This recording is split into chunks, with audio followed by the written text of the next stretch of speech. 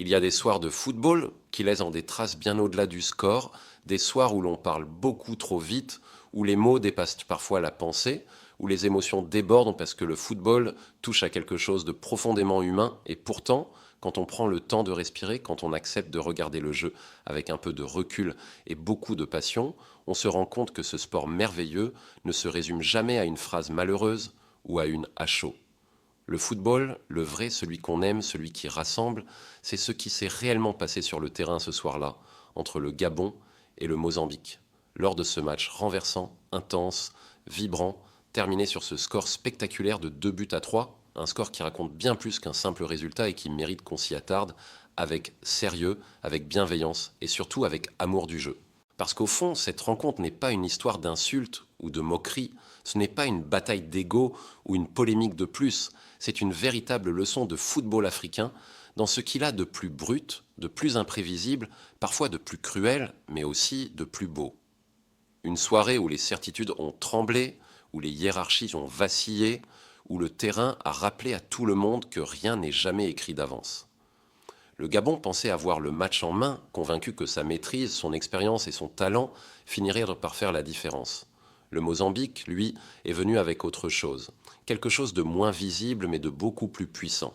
Une foi collective, une patience assumée, une personnalité affirmée et une idée très claire de ce qu'il voulait faire, même quand le match semblait lui échapper.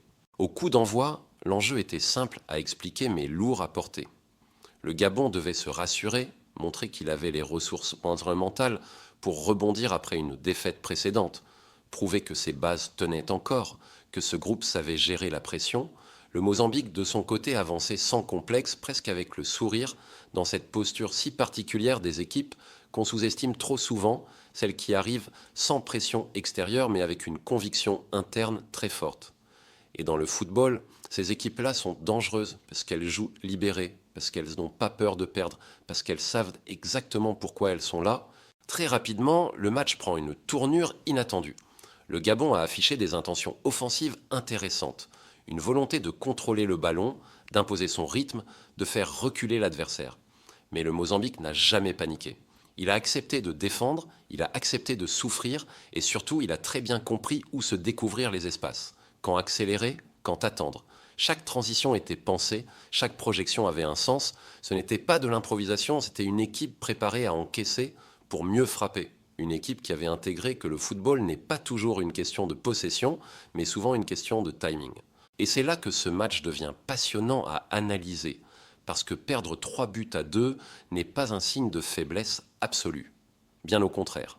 C'est souvent le révélateur d'un déséquilibre précis, identifiable, presque pédagogique. Des lignes qui s'étirent, une gestion émotionnelle parfois fragile, une difficulté à fermer le match quand l'occasion se présente. Le Gabon n'a pas été mauvais, il n'a pas été ridicule. Il a même montré de belles choses, mais il a manqué de solidité dans les moments clés, et à ce niveau, les moments clés décident de tout. Pour comprendre ce match en profondeur, il faut accepter de dépasser les réactions à chaud et regarder ce que le terrain nous a réellement raconté. Ce qui frappe d'abord, c'est la gestion des temps faibles. Le Gabon a connu des phases de domination intéressantes, parfois même séduisantes. Mais dominer n'est pas contrôler. Contrôler, c'est savoir ralentir le jeu, calmer le rythme, faire descendre la pression quand il le faut. Et sur ce point précis, le Mozambique a été remarquable de lucidité. Il a choisi ses moments, il n'a jamais joué sous l'émotion, il a toujours cherché la meilleure décision collective. Tactiquement, le Mozambique a souvent laissé le ballon par choix, non par faiblesse. Il savait que le danger viendrait des espaces laissés derrière par un Gabon désireux d'attaquer. Dès la perte de balle, la transition était immédiate. Peu de touches, appel franc, projection rapide. Pas besoin de longues constructions lorsque l'adversaire est désorganisé. Et ces situations font mal, très mal, parce qu'elles touchent aussi le mental. Tu penses maîtriser et en 2 passes, tout bascule. Un autre point fondamental, et peut-être le plus intéressant à lire, c'est la gestion émotionnelle. Après chaque but, le match ne s'est jamais apaisé. Au contraire, l'intensité est montée. Et c'est souvent dans ces moments-là que se joue la vraie différence entre les équipes. Le Gabon a parfois voulu répondre trop vite, avec le cœur, avec l'envie, avec la générosité, mais sans toujours garder la structure collective nécessaire. L'envie, c'est magnifique, mais l'envie sans cadre devient du désordre. Et dans le football moderne, même en Afrique, le désordre est immédiatement sanctionné. Le Mozambique, lui, a fait preuve d'une maturité impressionnante. Défendre ensemble, attaquer ensemble, souffrir ensemble, célébrer ensemble. C'est simple, presque joyeux dans sa logique collective et terriblement efficace. Cette équipe a joué avec le plaisir de jouer juste, avec le bonheur de respecter son plan de jeu. Parlons maintenant du score, parce qu'il est souvent mal interprété.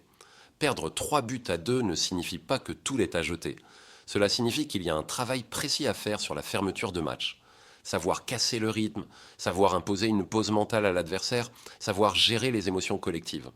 Ce sont des compétences qui se construisent avec le temps, avec l'expérience, avec la répétition des situations. Quand on regarde ce match avec un œil d'analyste, mais aussi avec le cœur d'un amoureux du football, certains signaux apparaissent très tôt. Dès le début de la seconde période, les parcours du Gabon sont un peu moins synchronisés. Les distances entre les lignes s'allongent légèrement. Ce sont des détails invisibles pour beaucoup, mais essentiels pour comprendre un basculement. A l'inverse, le Mozambique donne l'impression d'une équipe qui sait exactement quand accélérer, jamais dans la précipitation, toujours avec lucidité. Une erreur fréquente dans la lecture populaire consiste à croire que le match se joue uniquement sur les buts. En réalité, ce match s'est joué dans les 5 minutes qui ont suivi chaque réalisation. Et dans ces séquences, le Mozambique a été supérieur. Il a calmé le jeu, gagné des duels simples, remet le ballon au sol. Le Gabon, lui, a parfois laissé l'émotion prendre le dessus, non pas par manque de talent ou de volonté, mais par excès de générosité. Maintenant, parlons d'avenir, parce que c'est aussi ça le rôle du journalisme sportif. Éclairer, projeter, donner envie. Ce match n'était pas écrit d'avance, et avec une gestion différente de certains moments, le Gabon aurait pu verrouiller. Mais le football ne récompense pas les intentions, il récompense les décisions justes au bon moment. Et cette rencontre doit servir de base de progression, pas de condamnation. Côté gabonais, il faudra surveiller des éléments précis. La réaction après un mais encaissé, la capacité à rester compact dans les fins de match, la communication entre les lignes. Ce sont des détails, mais ce sont ces détails qui font la différence au haut niveau. Côté mozambicain, ce match envoie un message magnifique. Cette équipe sait souffrir sans paniquer, elle sait rester unie, elle sait croire en son plan jusqu'au bout. Et dans le football africain, cette qualité est précieuse, presque déterminante.